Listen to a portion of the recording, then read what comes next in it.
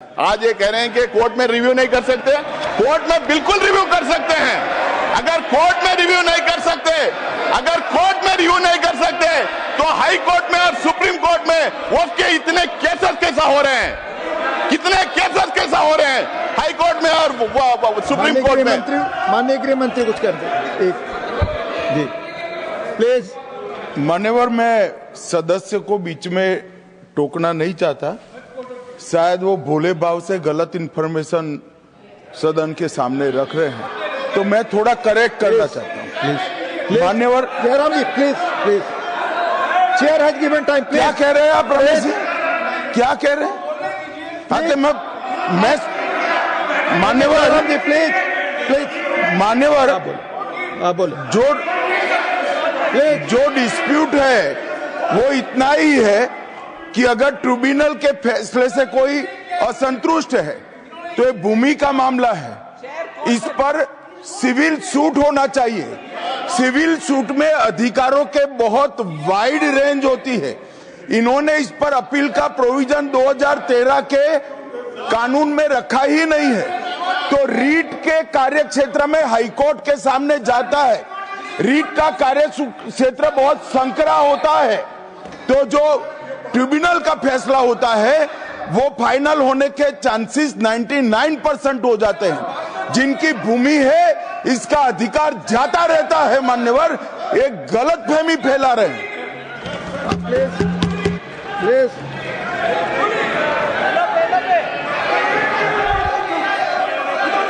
ये आप ही को दे रहे हैं, आप सुनते नहीं सर।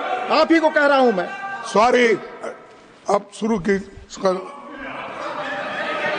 देखिए साहब, वो बात कर रहे हैं और हमने रिजू जी साहब का तो बहुत शांति के साथ सुना, और रात में भी कल आपका भाषण वहां पर भी टीवी में पूरा सुना। कम से कम वो जो उन्होंने तैयारी करके लाए हैं, उन्होंने भी पढ़ के आए, वो तो कोई ऐसे वैसे बात नहीं कर रहे हैं।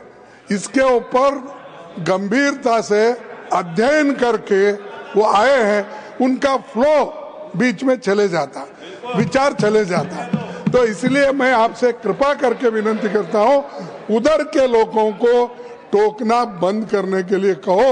जो कुछ कहना है वो अपनी बात उत्तर में कहे, मैं यही चाहता हूं। अब उनको कंट्रोल करिए। Doctor Syed Naseer Hussain please please. Sir, tribunal के बारे में इन्होंने कहा, रिजू जी ने, कि 2 थे, उन्होंने 1 बढ़ा दिया।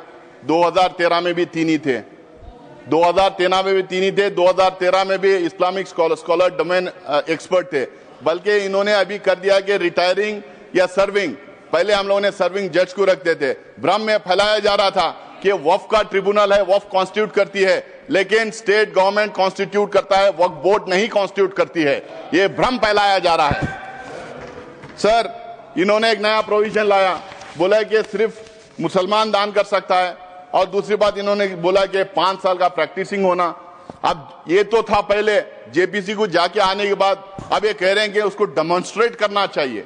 पहले तो प्रधानमंत्री कहते थे कि हम कपड़ों से पहचान लेते हैं, आप कैसा पहचानेंगे, हम कैसा डेमोन्स्ट्रेट करेंगे, कौन से कपड़े पहनना पड़ेगा, मैं टोपी पहन के जाऊं या दाढ़ी लगा के जाऊं, या कोई मेरे घर में सीसीटीवी कैमरा लगा के देखेगा मैं नमाज पढ़ रहा हूं या नहीं पढ़ रहा हूं, मस्जिदों में सीसीटीवी कैमरा लगाएगा, या और कोई तरीका होगा कि 5 साल प्रैक्टिसिंग मुस्लिम है या नहीं पता करने के लिए, या नहीं। कोई रिजू जी से मैं पूछना चाह रहा हूं, क्या एक दूसरा डिपार्टमेंट खोलेंगे कि ये आइडेंटिफाई करने के लिए प्रैक्टिसिंग मुस्लिम है या नहीं, और वो जो सर्टिफिकेट देंगे उस पे भी मोदी जी का ठप्पा रहेगा कि ये मुसलमान है या नहीं करके बोल के।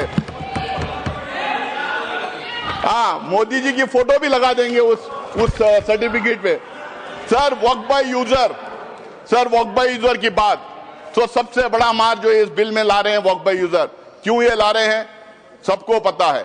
इनकी सारी की सारी जो है निगाह संपत्ति पे है, जमीन पे है, लैंड पे है, धारावी पे में किसको दिया है उन्होंने, करोड़ों के भाव पे किसको दिया। कल मैं टीवी डिबेट पे था, एक जेपीसी की मेंबर थी इनकी मेरे साथ में, वो कह रही थी कि हम लैंड मोनेटाइज करेंगे। तो समझ में आ गया मोनिटाइज करके किसको देंगे? तो वक्फ बाय यूजर का मतलब क्या है sir?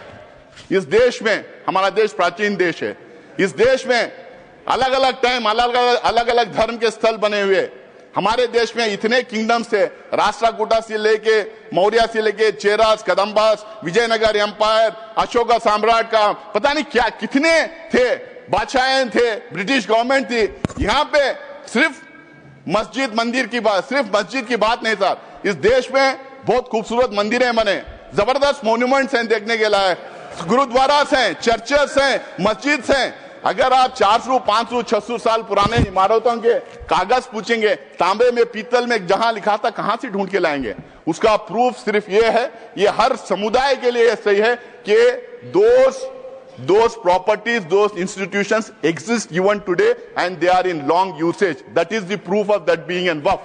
There is waqf by user, there is temple by user, there is gurudwara by user, there is church by user, there is mata by user, there are so many religious institutions by user. किसका proof मांगेंगे? जब हमने बोला तो ये बोले कि हम प्रोस्पेक्टिवली अब ये करेंगे, रेट्रोस्पेक्टिवली नहीं देखेंगे।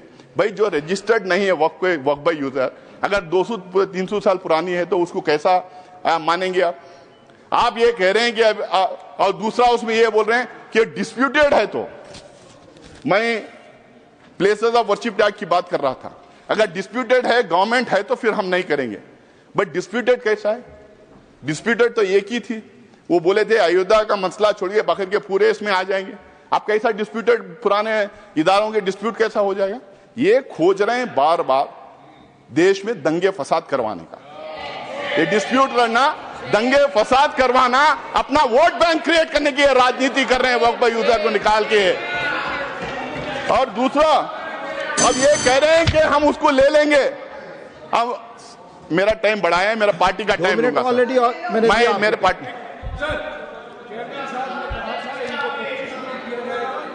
पार्टी का समय बाकी है, इनको 25 मिनट दीजिएगा।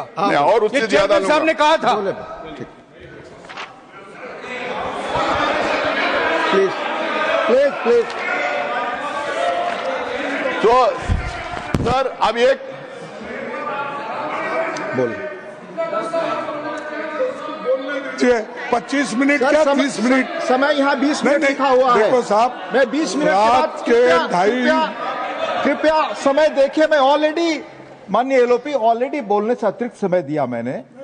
प्लीज आप मैं ले रहा हूं सर। आप बोल सर दूसरा, सर आप ये कह रहे हैं कि वक्फ बाय यूजर ऐसा ही रहेगा जो रजिस्टर्ड है, और दूसरी तरफ कह रहे हैं कि पोर्टल हम नया ला रहे हैं और उस पोर्टल में हर एक वक्फ को फिर दोबारा रजिस्टर करना पड़ेगा। भाई वक्फ बाय यूजर वो रजिस्टर्ड हो गया तो सीधा उठा के डाल लीजिए उसमें, आप फिर दोबारा उनको क्यों रजिस्ट्रेशन करें? आप चाह रहे हैं कि फिर वो दोबारा पेपर उससे मांगे, आप पेपर ना दें, फिर आपके लोग जाके दंगा फसाद करें और आपका वोट बैंक बढ़ता रहे। ये आपका वो है। सर तीसरा, ढांचे की बात कर रहा हूं मैं। ये बहुत जोर जोर से रिजू जी बोल रहे थे कि ये सेक्युलर कैरेक्टर है वक्फ बोर्ड का सेक्युलर कैरेक्टर है। वक्फ बोर्ड सिर्फ एडमिनिस्ट्रेशन और गवर्नेंस नहीं देखती है, वक्फ बोर्ड रिलीजियस अफेयर्स में भी दखलंदाज करती है, रिलीजियस अफेयर्स भी देखती है। अगर आपको इतना ही है, अगर आप कह रहे हैं, अगर मैं आपकी बात भी मान लो, तो मैं आपसे पूछना चाहता हूं, क्या हिंदू रिलीजियस एक्ट के तहत जो इंस्टीट्यूशंस बने, एंडोमेंट एक्ट, मुद्रा department, places of Hindu religious places act, SGPC और अलग अलग समुदाय के जो इदारे जो बने हैं, क्या उसमें